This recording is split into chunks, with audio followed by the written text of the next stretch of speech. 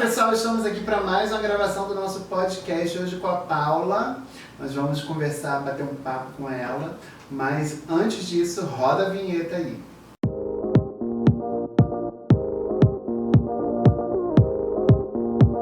Olá, pessoal! Nós estamos aqui com a Paula. E a Paula, gente, ela é o que você é, Paula? Eu estou, como coordenadora da Ronda Maria da Penha, da Guarda Municipal da Prefeitura de Mangaratiba.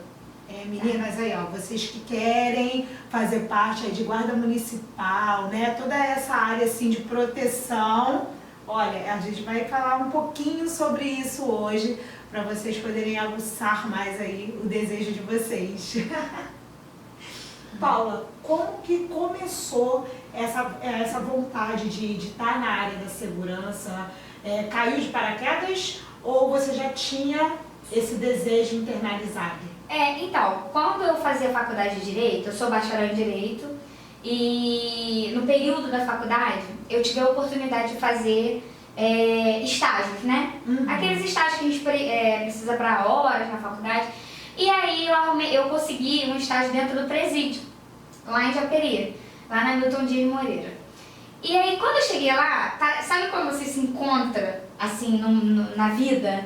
Eu falei, caramba, eu quero isso aqui pra mim. E aí ali nasceu a sementinha da segurança pública, porque eu nunca tinha pensado, eu pensava em dar aula, eu admiro extremamente os professores, eu gosto muito, eu ia fazer faculdade de pedagogia, mas aí no finalzinho eu migrei para direito, e ali quando eu cheguei já estava no 7º período isso.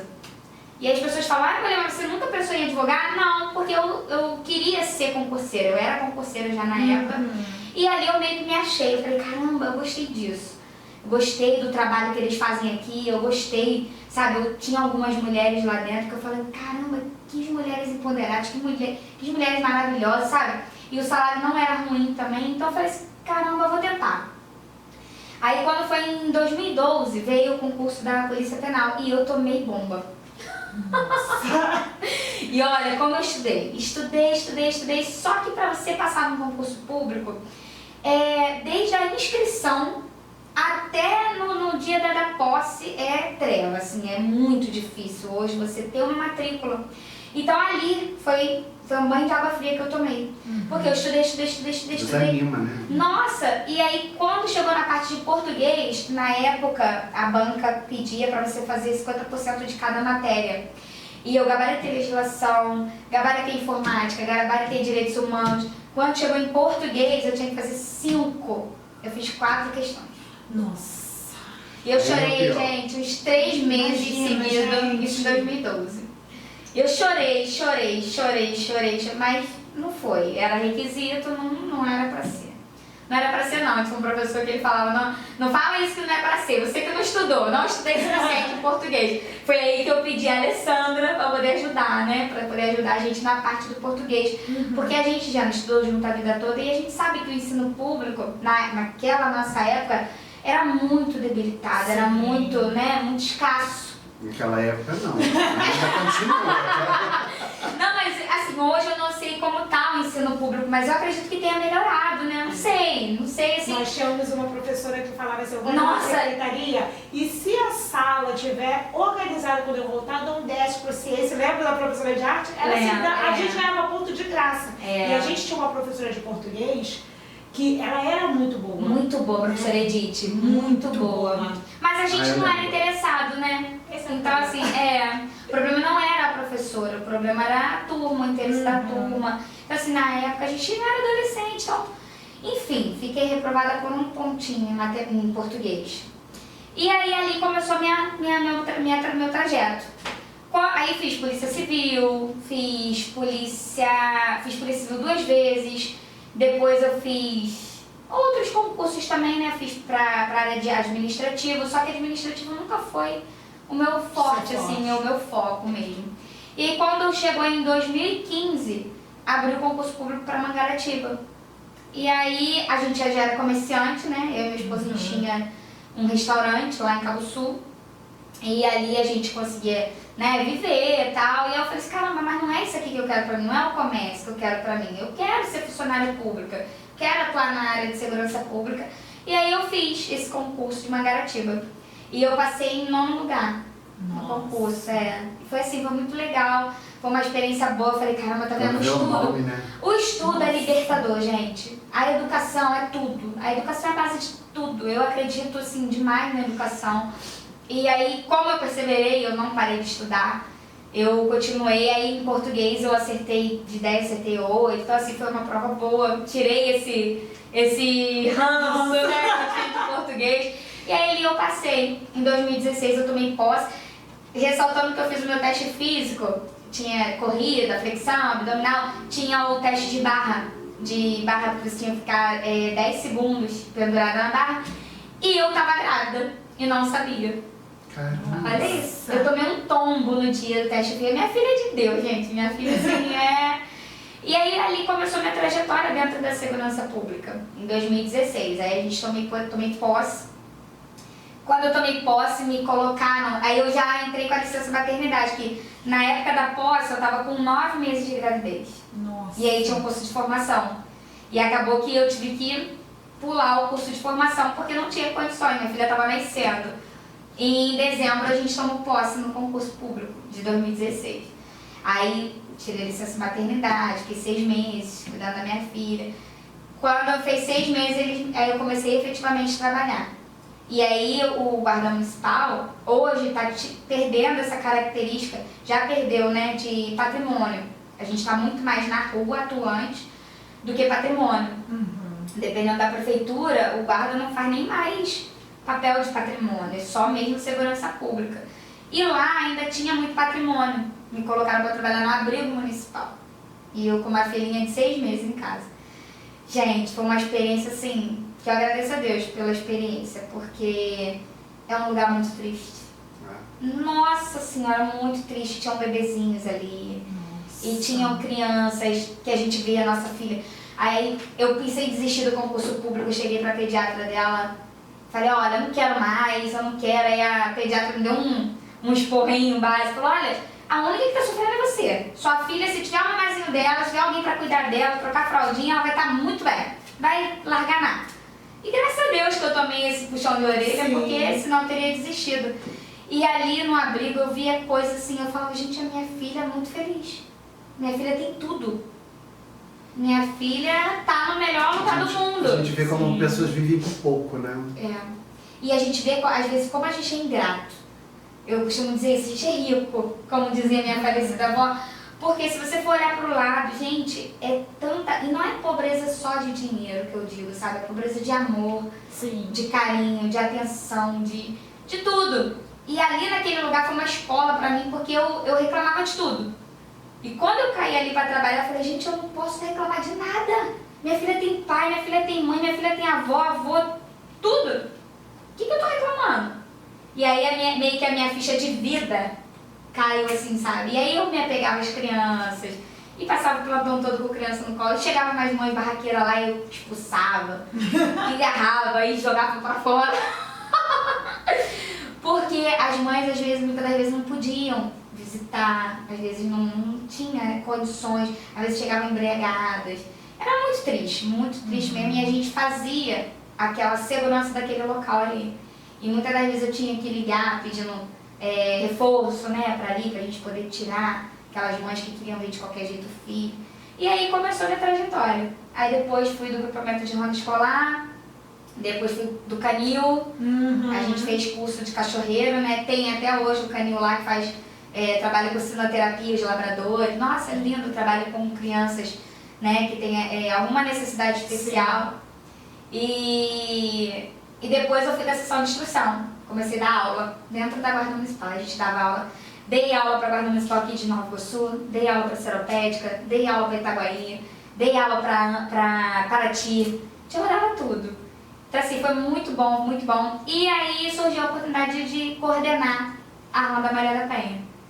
E aí eu assumi a coordenação e a gente fez assim um trabalho maravilhoso. Não, eu nunca digo que sou eu, nunca é eu, sempre somos nós. Sim. As pessoas, os grupamentos, quem está trabalhando junto. E ali a gente afunilou com o fórum, com a Polícia Civil, com a Polícia Militar, com a PRF, até a PRF a gente já teve vários contatos, assim. Então a gente trabalha muito em Mangaratiba, por ser um município pequeno, município de 47 mil habitantes. Então é muito fácil articular o trabalho dentro do município. A rede funciona muito bem. A rede de assistência social, da Secretaria da Mulher. E eu tô em todo que é buraco lá dentro. Porque eu acho que ninguém faz nada sozinho. A segurança não é ninguém sem a Secretaria de Educação, sem a Secretaria de Assistência, sem a Secretaria da Mulher. A Secretaria da Mulher lá, a secretária é muito minha amiga, a doutora Gabi. E ela faz um trabalho assim extraordinário, sabe? A gente ajuda mulheres, tanto na parte financeira, como psicológica, como cada um dentro do seu quadrado. Eu faço a parte da segurança pública, aí vem a assistência e faz a parte dela com o CRAS, com todo mundo. E assim, e a gente consegue abraçar muitas mulheres. E falando da Ronda Maria da Penha, a gente aprendeu inúmeros agressores quebrando medida protetiva. Hoje em dia eu falo que o que dá a prisão é quebra de medida protetiva e pensão alimentícia. As únicas coisas hoje que tem mais efetividade em relação à prisão são essas duas coisas. Porque às vezes o cara tá com uma medida protetiva e vai lá perturbar a mulher aciona a gente, através do botão do pânico, que a gente tem um botão do pânico com o aplicativo, aciona a gente ou liga lá para a nossa central de monitoramento, fala, ó, ele tá aqui, a gente vai e já leva preso. Tem um que a gente conseguiu pegar ele em setembro, ele tá até hoje, teve a audiência dele essa semana. E assim, a promotora de justiça, ela abraça a causa da Maria da Penha, tudo ela manda pra gente. 180, as mulheres às vezes ficam com medo, né, do sigilo, das ligações, tal. 180, a gente faz muito trabalho pelo 180, chega pra gente, ó, vai lá na casa dessa mulher aqui, ver o que tá acontecendo. E a gente já chegou lá, já presenciou mulheres machucadas, mulheres extremamente debilitadas psicologicamente falando, e ali a gente começa, aí encaminha para a Secretaria da Mulher, encaminha para o hospital quando é necessidade, tudo dentro das necessidades ali. A gente é o pé na porta, né? Eu costumo dizer que a gente geralmente é quem chega primeiro. Então ali a gente chega, vê o que tem que fazer e vai disseminando para cada secretaria. E flui. E assim, hoje eu tenho mulheres que conseguiram sair do ciclo de violência doméstica graças à Maria da Penha, graças à rede. Infelizmente, a gente está tendo uma onda de como eu posso falar? Uma onda de não dar crédito à Maria da Penha, das pessoas falarem, mas a Maria da Penha não adianta de nada, a Maria da Penha só veio para poder atrapalhar, só veio para poder acabar com a vida dos homens. Gente, se vocês soubessem como a Maria da Penha já salvou vidas, assim, e vem a teoria da conspiração, que a Maria da Penha não era nada disso, que ela que armou pro cara. Sempre a mulher tem que sair com uma diva. Exatamente. Sempre, e assim, sempre querem punir, calar e desmerecer o sofrimento daquela mulher. Então assim, ela ia tomar um tiro nas costas porque ela queria, ia virar uma cadeirante porque ela queria. E mesmo que não é o caso, mas mesmo que ela tivesse feito isso tudo, olha quantas mulheres já foram salvas de feminicídio por causa da Lei Maria da Penha, por causa de uma medida protetiva. E as próprias mulheres às vezes desmerecem. Sim. E já passei, eu vou em todos os lugares fazer palestra, sabe? Faço palestra em empresa privada, faço palestra em igreja, faço palestra em tudo que é canto. E aí algumas mulheres sempre chegam pra mim e falam, mas eu tenho uma medida protetiva, mas não serve de nada. Porque é um papel, realmente é um papel. Mas se ele cumprir aquele papel na íntegra, que estatisticamente falando, 80% a 90% cumprem a medida protetiva, cara, olha quantas mulheres deixaram de ser agredidas, deixaram de ser violentadas psicologicamente por homens que são extremamente agressores e que por causa de um papel eles não chegam mais na casa daquela mulher porque tem medo de ser preso. Verdade. E aí a gente fica pensando, cara, se o cara tiver que matar, ele não vai esperar nem você pedir medida protetiva. Que é, assim, a gente vê que muitos feminicídios a mulher não chegou nem a denunciar. Verdade. Infelizmente ela não teve coragem de denunciar e ele foi lá e matou. Isso quando também alguém denuncia, vamos dizer, ou você encontra você vê que ali tá tendo agressão e a pessoa confirma na sua cara que não tá acontecendo nada. Já aconteceu várias vezes. Para proteger o agressor. Exato. E isso daí é muito recorrente, tá?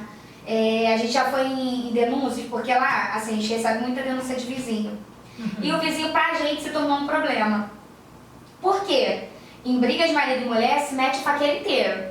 Isso não tem sombra de dúvidas. Até porque quando a nossa viatura chega no local da ocorrência, cessa aquela violência. Porque o cara pensa assim, o agressor pensa assim, opa, se eu continuar, eu vou preso. E o que dá prisão hoje em dia é Maria da Penha, violência física, né, no flagrante delito e quebra de medida protetiva. Então, se eu continuar, então eu tenho que parar. E ele cessa. E o vizinho salvou aquela vida. Só que toda vez que a gente bate lá na porta dela, ela abre a porta para já aconteceu. Isso não é só imaginação não, tá, gente? Isso é fato e acontece o tempo todo, toda hora, todos os dias. A gente bate naquela porta, ela vem atender a gente com o olho desse tamanho, com o nariz sangrando, às vezes com o braço quebrado, perna quebrada, e a gente olha para aquilo ali e fala assim, o que aconteceu? Não, olha só, eu caí da escada. Eu bati com o rosto no armário. Nossa. É sempre a mesma discursiva, sabe? É sempre a mesma oratória dela. A gente já sabe que não foi, só que a gente não viu. Não teve aquele flagrante ali. E aí a gente fala assim, olha só, vamos pro hospital com a gente? Vamos pra delegacia com a gente? Ela fala, não, eu não vou, porque ela tem medo dele ser preso. E ali não é um medo porque ela gosta... Gente, eu tenho horror quando as pessoas chegam pra mim e falam assim, mas ela gosta de apanhar. Caramba, se vocês soubessem o roteiro, o que tem ali por baixo daquela história, porque a gente não é nunca falaria agressão só isso. física, né? A agressão física, a gente costuma dizer que é a última rátia. É a última. É a última rátia, é a última circunstância. Mas ali já tem a violência sexual, que é uma das que menos se denuncia. Ali já tem a psicológica, ali já tem a moral. Pra poder chegar ali já tem a patrimonial. Pra poder chegar na física. E aí ali, ó, ela não tem uma profissão. Por isso que é bom a gente sempre estar incentivando as mulheres a trabalhar, a ser empoderada, a ter seu dinheirinho todo mês. E muitas das vezes elas têm e não têm coragem. Por quê? Porque é a famosa dependência emocional. Não, porque ele me bateu, mas ele me ama. Não, porque ele fez isso porque ele estava de cabeça quente. Não, porque ele fez isso, mas ele falou que nunca mais vai fazer. Se fez uma vez, vai fazer de novo. Com certeza. Se bateu a tua cabeça na parede uma vez, vai bater de novo. Com certeza. Se te esculachou na frente de todo mundo, vai fazer de novo. Porque é dele. Eu acredito na mudança de pessoas. Eu acredito. Mas ele tem que querer. Será que ele quer? Ou será que ele quer naquele momento? Né? E aí, assim... E aí as pessoas chegam pra mim e falam, não, mas ela gosta de apanhar. Ela gosta daquilo ali, ela gosta dessa vida. Não, ela não gosta, às vezes ela não tem um trabalho. Às vezes ela tem 5 filhos. Vai pra onde? Vai pra casa da mãe? Às vezes a pessoa já tem uma rotina, aí vai chegar uma família com 5 crianças. Ela mesma se sente incomodada. E ela vive dentro daquele ciclo de violência. Aí quando a gente bate na porta, não. Ele não fez nada comigo. E, pelo contrário, ele é um homem muito bom. Pra mim, e os vizinhos estão ali, estão olhando pra mim. Estão olhando pra mim da Gretinha na porta falando, foi ele, então foi ele. E aí, o que a gente faz? Não faz. Porque se ela... Mas que dá vontade de arrebentar a porta e arrancar a pessoa no Dá. Se tiver um flagrante ali, se a gente chegar e tiver gritos e a gente ouvir, né, a porta batendo, é pé na porta, porque ali existe um flagrante. Mas não tem mais nada, já pacificou, eles já viram a gente chegando, ele já tá tomando um banho, ele já tá, sabe, não tem indícios de flagrante. Pela janela. Isso, muitas das vezes ele sai do local, ele mete pé, foge pela porta de trás, dos fundos. E ela vai, não, ele não me bateu não, foi eu que caí. Entendeu? E muitas das vezes a mulher, ela tá tão corrompida psicologicamente falando que ela não tem mais discernimento do que é o certo e o que é o errado pra vida dela. O cara vai matar ela, mas ela acha que não. A gente tá vendo Quer salvar que o cara vai chegar no feminicídio e ela não acredita. Vou contar um caso rapidinho pra vocês que aconteceu agora há pouco tempo. O pessoal lá que a gente trabalha lá. A gente foi numa ocorrência, não vou nem falar não nada porque nem posso. Mas a gente foi numa ocorrência e nessa ocorrência ele não tem arma de fogo. A gente sempre pergunta, até porque institucionalmente a gente não tem arma. E a gente sempre pergunta para pedir o apoio da polícia militar e tal. Ele não tinha arma de fogo e ela foi para a delegacia a primeira vez, ela não quis registrar, chegou na delegacia e não queria registrar. Foi embora, a segunda vez ele tentou matar ela na rodovia, jogando o carro dele em cima do carro dela. E aí, nisso que ele jogou o carro em cima do carro dela, o que ela fez? Ela sabia que era ele, correu pra delegacia, entrou na delegacia e falou assim, olha, ele tá ali fora, falou que vai entrar aqui, vai matar todo mundo e vai me matar. Aí, minha filha, os meninos da Civil não deixaram por menos, foram lá, enquadraram o cara não tinha arma, não tinha nada. Quando foi passando o decorrer da ocorrência, a gente sabia, o cara com sangue nos olhos e falou mesmo. Vou matar ela, vou matar. Falou pros agentes e aí chamaram a gente pra poder acompanhar ela, aquela coisa toda, e a gente chegou lá. E no decorrer dali do procedimento, ela já começou a desistir de fazer a ocorrência. Porque nisso a gente tem a sala Lilás. A sala Lilás é como se fosse um IML dentro do hospital que a gente tem, porque o nosso IML é em Bracuí. Quem conhece Angra dos Reis, quem conhece Mangaratiba, ele sabe que Bracuí é um pouquinho antes de São Paulo, de Paraty. Sim. É muito longe, muito longe. Então, para você fazer um corpo de delito, você tem que ir para Bracuí. E aí, o que eles fizeram, o que o município fez? Criou a Sala Lilás. E essa Sala Lilás atende vítimas de violência doméstica e grupos vulneráveis. Que é muito legal o projeto da Sala Lilás, é um projeto assim, quase todas as prefeituras hoje estão aderindo. Ela foi para a Sala Lilás, fez o BAN, né, para poder anexar no processo, para tentar uma medida protetiva. Aí nesse percurso, a gente que acompanha, né, a Ronda Maria da Penha acompanha, e nesse percurso ela já começou, não gente, mas acho que ele estava de cabeça quente. Não, eu acho que não foi ele que tentou jogar o carro em cima de mim na rodovia. A gente sabe que foi, o cara falou que ia fazer, que ia acontecer, e ela já começou a desmerecer o fato dele matar aquela mulher. E a gente começou, olha, pensa bem, porque ele não fez a primeira vez, não é a segunda e vai continuar. Chegou na delegacia, o que ela fez? Quando soube que ele ia ficar preso, a mulher entrou em surto. Começou a querer bater até na gente. E falou que ele é um homem bom, que isso, que aquilo. E a gente falou, gente, essa mulher ela não tem mais psicológico para poder discernir o que é certo e o que é errado para a vida dela. Porque esse relacionamento abusivo já acabou com ela. Então, assim, aí a promotoria de justiça, ela mesmo fala, olha, independentemente do que ela tá falando, eu agora que vou agir na vida dessa pessoa. Vou dar uma medida protetiva para ela. Vou afastar esse cara, vou deixar o cara preso, porque senão ele vai matar ela. E assim, e é todo dia isso. Às vezes a gente vai na ocorrência e antes de sair do local da ocorrência, a pessoa já tá, não quero mais ir não, deixa ele quieto. Deixa que não vai... Olha, barraco. E aí dá vontade da gente dar na cara dela. E fala, agora que vai desmanter sou eu. Brincadeiras à parte, a gente nunca vai fazer isso, mas assim, quem não tá preparado pra lidar com situações assim, fica muito indignado. Sim. Porque a gente acaba falando, tá vendo? Ela merece isso daí, mas não é. Não é que ela merece, não é que ela não consiga, não é. Ela tem que fazer um tratamento ali psicológico, psiquiátrico muito intensível, muito intensivo para poder sair daquele ciclo. Porque aquilo ela não tem mais. Já virou o normal dela. É isso. Talvez se ela sair daquilo dali, ela não sabe nem mais viver. Sem a violência, sem os abusos, sem os xingamentos.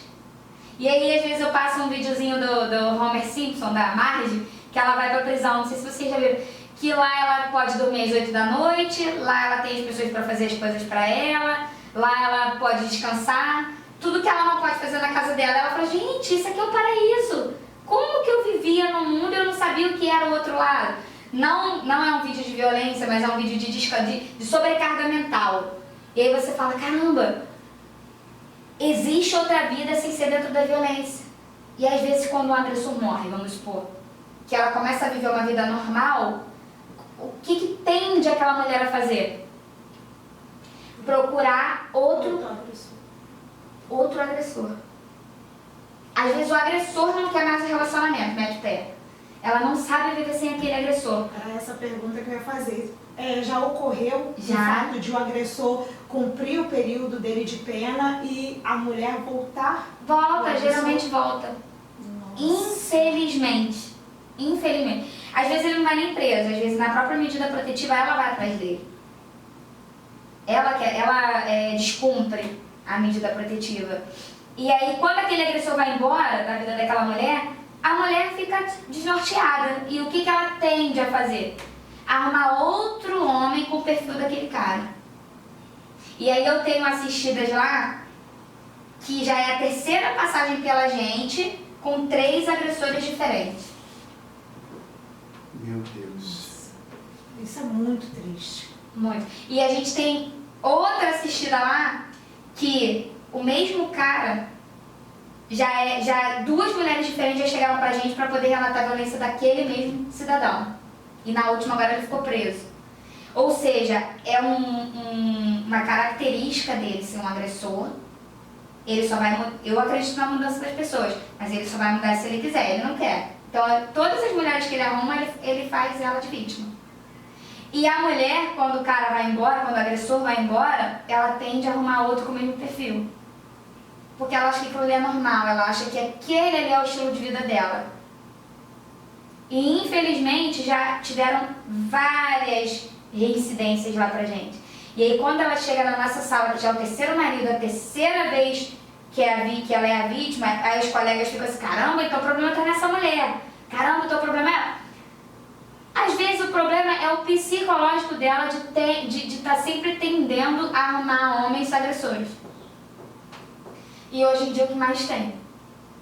Porque os homens, tá muito complicado. E assim. elas são encaminhadas para algum serviço? Aí quando chega lá pra gente, a gente monta uma pasta pra ela, que a nossa rotina é assim, a gente faz visitas semanais pra todas elas. E aí a gente vê se ele tá cumprindo a medida, se ele não estiver cumprindo a medida, a gente orienta a ir na delegacia de polícia pra poder fazer um RO de quebra de medida. Um simples telefonema. Uma mensagem enviada pelo Instagram é quebra de medida protetiva. Ele não pode, em hipótese nenhuma, falar com aquela mulher. Da mesma forma, ela também não pode falar com ele. Se ela falar com ele, porque tem muitas mulheres que pedem medida protetiva, mas daqui a pouco tá ligando pro cara. E a gente tem as pastinhas lá, que a gente vê as necessidades de cada um, vai na casa delas, vê. Porque muitas das vezes ela tá com os filhos e o provedor tá preso. O provedor tem uma medida protetiva. Então o que a gente faz? A gente tenta, junto às secretarias, uma cesta básica para aquele momento vulnerável, aquele momento de necessidade naquele instante. E a gente tenta, aí a gente joga para a rede, joga para a Secretaria da Mulher, aí ali na Secretaria da Mulher ela vai ser acolhida pela saúde. A escola, por exemplo, eu tenho que sair de Itacuruçá e morar em Jacareí, mas lá não tem vaga para o meu filho. A Lei Maria da Penha, ela prevê, como é que se fala? Que seja passado na frente, prioridade. Desculpa, ela prevê prioridades na educação. Por exemplo, eu não posso mais morar em Itacuruçá porque ele trabalha lá muito perto da minha casa, então eu vou morar em Jacareí. Chega lá em Jacareí não tem vaga. Aquela diretora daquela escola, ela tem que arrumar uma vaga para aquele aluno. Porque está amparado pela Lei Maria da Penha. Isso não sou eu que estou falando, é a lei que diz. Entendi. Entendeu? O trabalho, ela é servidora pública efetiva municipal. Ele também, vamos supor assim. E ele trabalha em Itacuruçá, joga ela para a Conceição de Jacareí. Podem-se fazer essas... Ou ele, que ele foi quem cometeu o crime, ele tem que ser, no mínimo, aí o transferido. Entendeu? E aí a lei, ela dá esses respaldos para as mulheres. E a gente vai fazendo esse trabalho, a gente faz, acompanha, às vezes precisa de um médico, mora lá em Jacareí, que é bem longe, lá do hospital. Olha, teria como vocês fazerem uma diligência comigo? Tem como me levar no hospital? Caramba, a gente tenta ajudar de todas as formas. Todas as formas, a gente faz as diligências, a gente leva. Se for preciso, leva daqui, leva pra lá. Ajuda a retirar pertences de uso pessoal. Não é mudança, porque a gente chega na casa da vítima, quer retirar os pertences, quer fazer mudança. Não é isso, não tem como a gente ficar fazendo mudança. Mas pega os documentos, pega a medicação. A gente tem o CREAM, que no estado é o...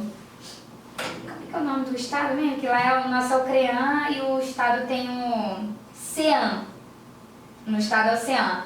E aí lá a gente tem o CREAM, que é municipal. É uma casa onde essa vítima ela pode ficar de 5 a 7 dias, mais ou menos, ali até arrumar um lugar, até arrumar um parente que possa ajudar. A gente recebe muitas mulheres de outros estados até. E ela não tem pra onde ir, vai pra onde? Aí ali a gente tem o CREAM, que abriga aquela mulher, e se precisar, manda ela de volta pro Nordeste, vamos supor. Ela mora no Nordeste, mora em Fortaleza. A assistência social arruma aquela passagem para ela e manda ela de volta. Ela juntamente com seus pertences e seus filhos também. Arruma para todo mundo. Entendeu? E aí a gente vai fazendo essas manobras em benefício das mulheres para poder amenizar todo aquele sofrimento. Sim. E a gente recebe muitas mulheres daqui do Rio. Gente, eu fico imaginando que essas mulheres também são muito assim, agem muito na emoção. Às vezes conhece o cara ontem, já quer ir morar com ele, sem nem conhecer, vai pro município de Mangaré. Não, vou te levar pra morar na praia. Vai pra Muriqui. E aí chega lá em Muriqui, vê que o cara não é nada daquilo, o cara é usuário de drogas, o cara bebe. E não tem como voltar pra casa. Aí procura a gente. Procura um postinho de saúde. Como é que eu faço? Aí lá nos postos de saúde eles já ligam pra gente. Manda, tem um caso de violência doméstica aqui. Aí leva pra gente. Aí dali a gente já encaminha, faz tudo o que tem que fazer, vai pro CREAM, visão um domingo de noite. O que eu vou fazer com aquela mulher? Entendeu? Tem o CREAM lá. E assim, então o nosso município é um município que deu muito certo em relação à violência doméstica, à violência familiar. Né? Que hoje a gente tem os amparados que necessitam o mínimo, né? A gente tem para poder ajudar aquela vítima, mesmo não sendo do nosso município. E as que são do nosso município, a gente tenta ajudar da melhor forma também, né? Mas assim, nem Jesus Cristo agradou a todos, então quem somos nós? Né? Às vezes a gente está com aquela vítima ali, 1 mês, 2 meses, 3 meses, caramba, e não consegue uma solução para aquela família, até porque não somos nós que tem que dar a solução, é ela que tem que querer. Só que elas esquecem que a vontade é delas, a gente não pode ultrapassar o que ela quer. Diana, eu quero ver aquela mulher fora daquele ciclo de violência, mas será que ela quer? Ou será que ela quer aquele momento? Passou, esfriou, ela vai, chega pra mim, não quero. Cara, a gente já foi expulso da casa de algumas mulheres. Não quero vocês aqui no meu portão, não. Estão me coagindo, me constrangendo, a gente já foi expulso várias vezes. Porque elas, naquele momento, elas precisavam, mas depois esfriaram a cabeça, voltam com o agressor. Mas a gente não desiste, porque a gente é brasileiro e não desiste nunca. Se ela pedir ajuda, a gente vai ajudar de novo, e de novo, e de novo, e de novo, e de novo. A gente tá ali pra isso, eu sou paga pra isso.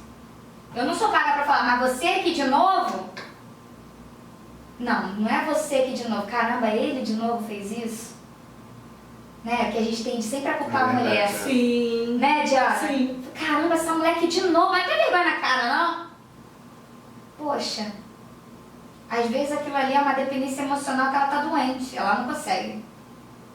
E ela só vai descobrir que ela tá doente daqui muito tempo. Mas quando ela descobrir também, ninguém segura mais. De chave. Ninguém segura. E a gente trabalha pra isso, pra ela entender que ela tem que virar a chave dela. Que ela tem que, caramba, será que eu mereço isso? A nossa vida é só uma, gente.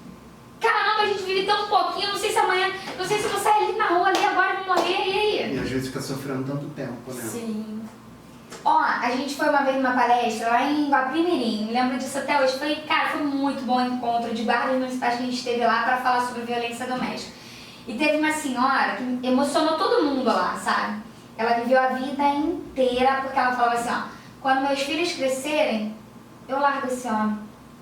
Gente, o que tem de mulher que fala isso, que vivem ali, come o pão que o diabo amassou, vivendo 20 anos. Vivendo 30, 40, 50 anos por causa dos filhos. Não, mas meu filho vai crescer sem pai. Não, mas é melhor eu aqui apanhando, mas meu filho tendo que comer, do que eu ir embora e meus filhos passando necessidade. É isso, o discurso dela é só isso. Quando meus filhos crescerem, eu vou embora. E aí teve uma que ela apanhou desde quando casou até a separação. Nossa. Quando os filhos dela foram embora, ela decidiu ir embora também. Só que aí ela falou assim, olha, mas se eu soubesse que viver sem violência era tão bom igual eu tô vivendo hoje, eu tinha largado ele com meus filhos pequenos. Eu não tinha esperado isso tudo, que agora, minha vida passou, tô aproveitando, claro, que é só terminar quando acaba. Sim. Mas se eu tivesse largado ele quando meus filhos eram pequenos, ia passar um aperto? Ia, mas a gente não ia morrer não. Né? Com certeza. A gente não ia morrer. Um aqui ajuda, o outro ajuda, ela trabalha, deixa um pouquinho com o vizinho. Caramba, mas sai.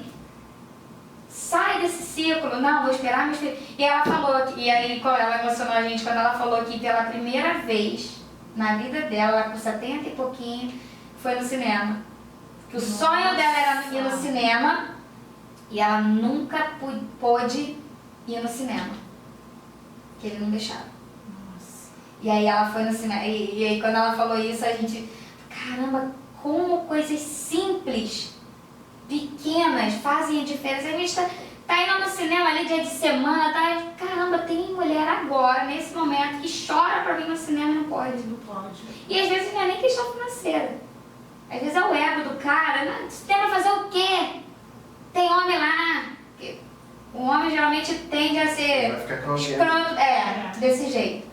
Entendeu? E aí, assim, e nas coisas simples, a gente vê como a gente faz a diferença na vida daquela mulher. Às vezes a gente para, vai de um lugar pro outro.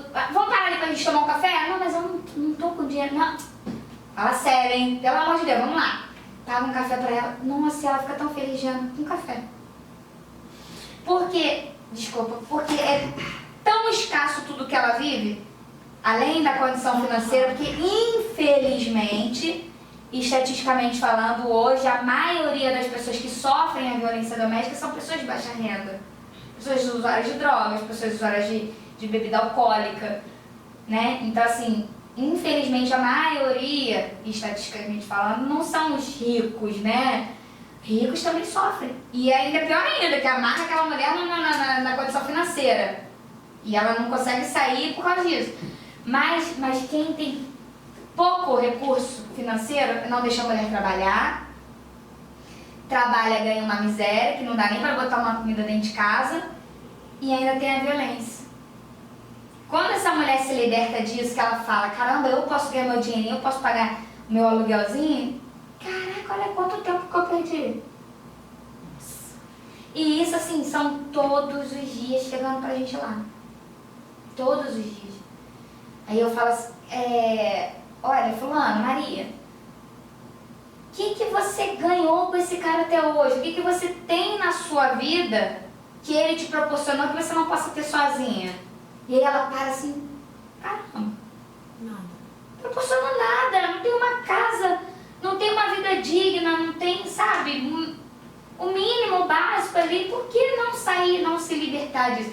E aí, assim, eu não sou psicóloga, eu não sou assistente social, minha área é o direito, mas assim, por vivência, eu sempre faço alguns questionamentos para a pessoa poder parar e pensar assim, caramba, será que eu mereço viver nesse ciclo de violência doméstica? Será que isso é pra mim? Poxa, começou a namorar, eu faço muita palestra em colégio.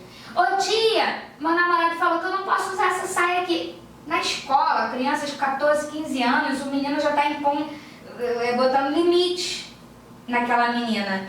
E aí sabe o que eu falo com ela? Meninas, com todo respeito aqui a vocês, vira ele, pega ele assim, e dá um chutinho lá, mas vocês sabem, nele, porque vocês vão começar a vida já dentro de um ciclo abusivo, vão começar a vida já na violência doméstica, porque a violência doméstica não é só violência física, não, gente. Não.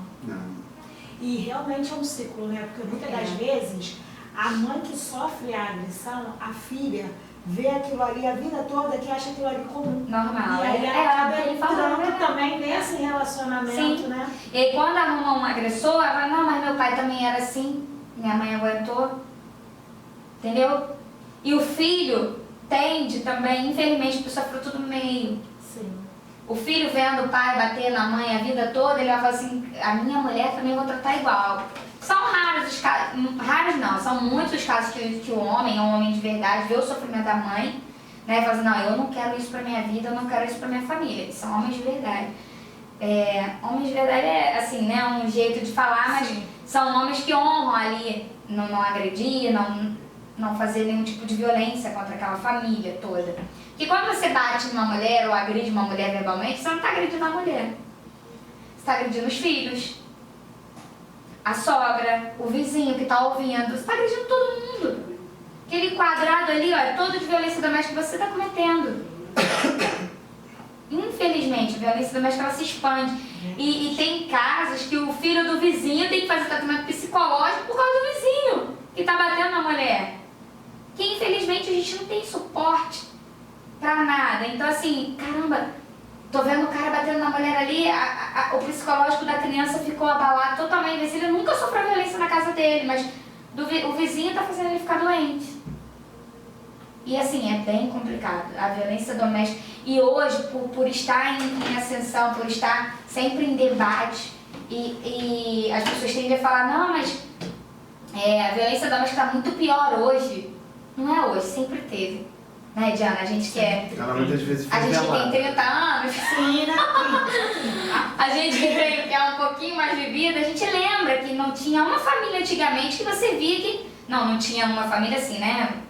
Que poucas famílias viviam num ambiente saudável. Sim. Todo mundo aqui já passou por situações de ver uma violência doméstica, tanto na rua.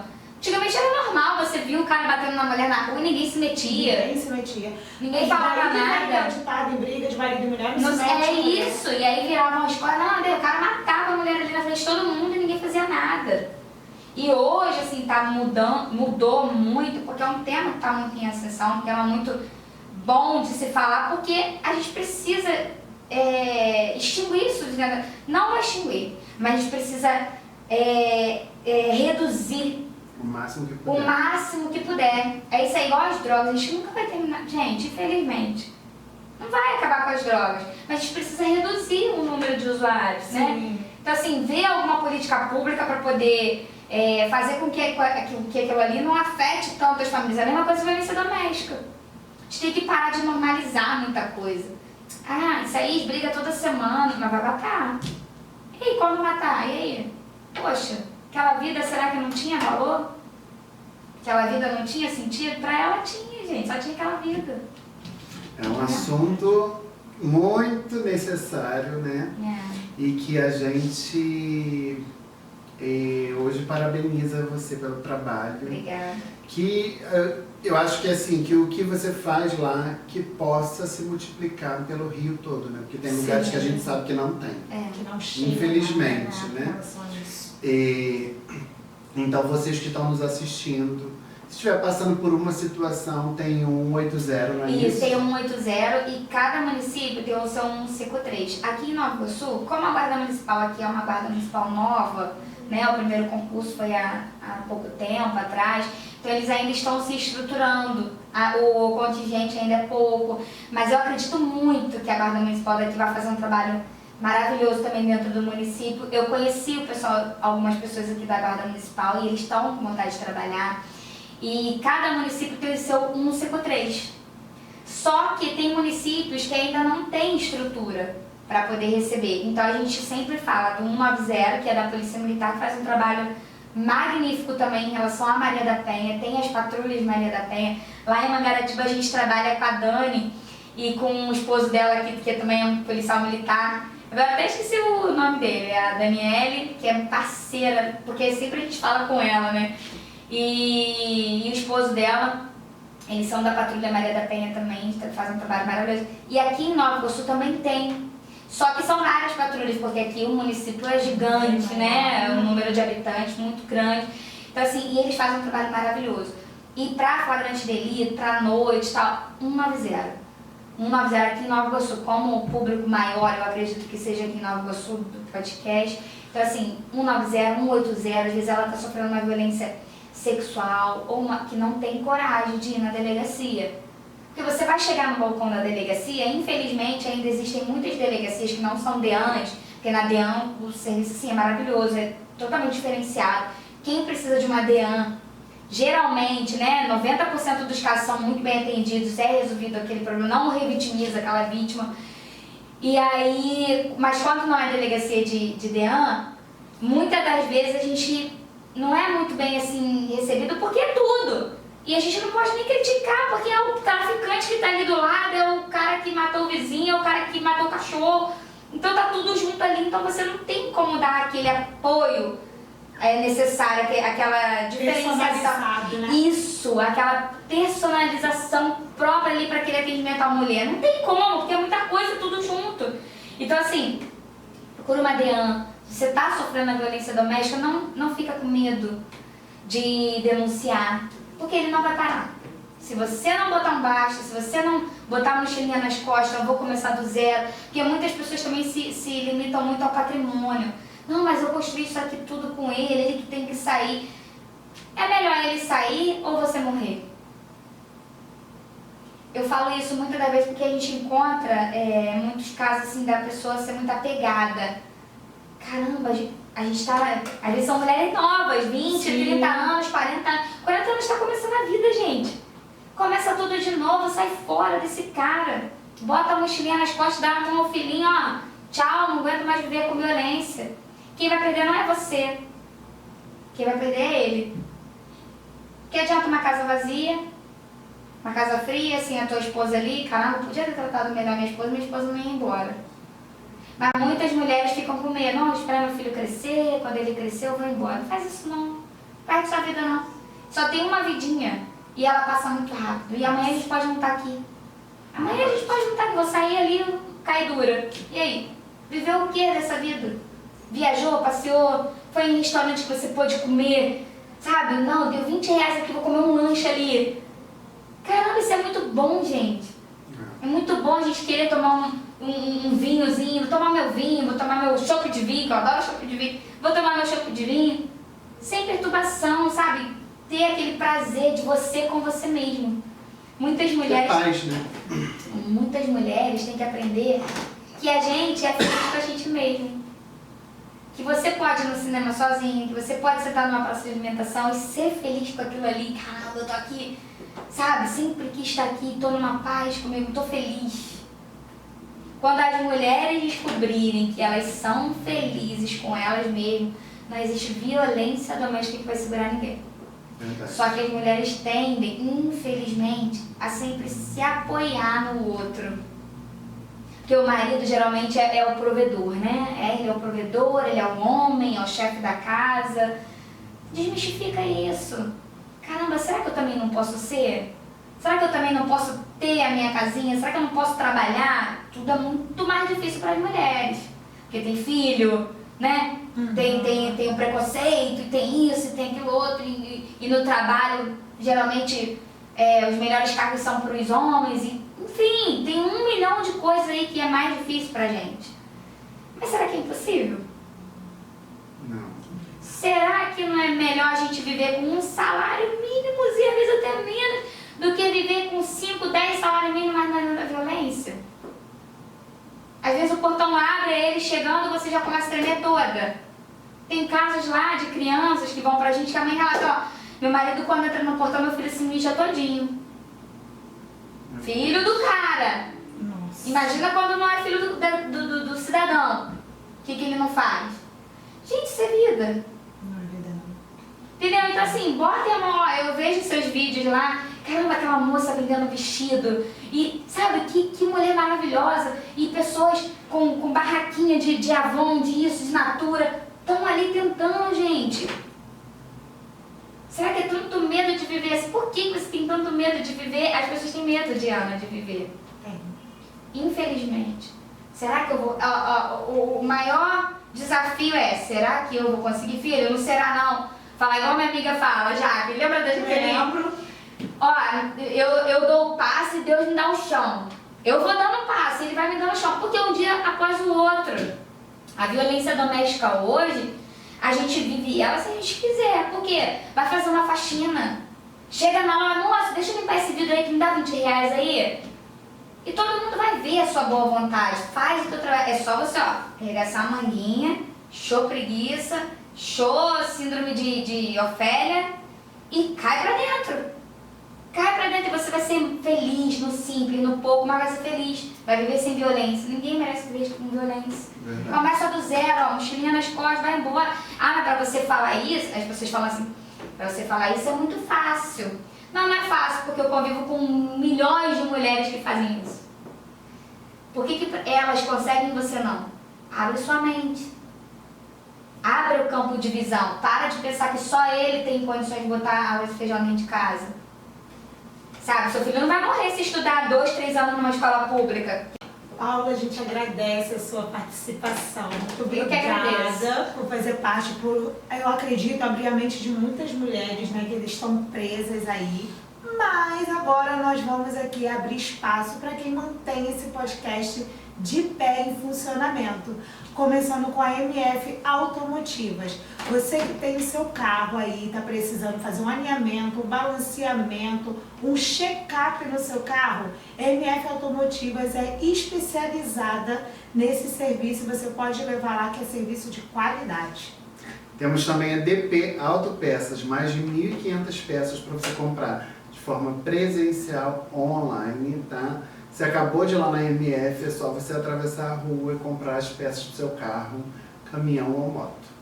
Casa do Óleo, óleos nacionais importados, você encontra para o seu carro, para sua moto, para o seu caminhão, para ter sempre um bom funcionamento e seu motor sempre tá 100%. Você precisa de caneca, garrafa, azulejo personalizado, é só você chamar a Marjográfica, tá? Agora vai vir Dia dos Namorados, elas estão com uma promoção incrível, então já aproveita e pode chamar. Conferência da igreja, chá revelação, que é aquelas camisas personalizadas, confecção dos amigos. Lá você encontra serviços de confecção, personalização, bordado e também serviços gráficos. E você que quer adoçar aí a sua família ou a sua festa, tem o geladinho da Dressa. Sacolé gourmet tradicional e trufado. Delicioso, já provamos e aprovamos. Sim. Então você já pode encomendar tanto normal quanto mini. Isso aí. Nós ficamos por aqui, te agradecemos, Paula. Obrigada, gente. Espero ter acrescentado alguma coisa aí, né? Muito, Com certeza. Quando precisarem, quiserem, só estou à disposição. Tá bom? Então tá bom, um beijo e até o próximo vídeo. Tchau!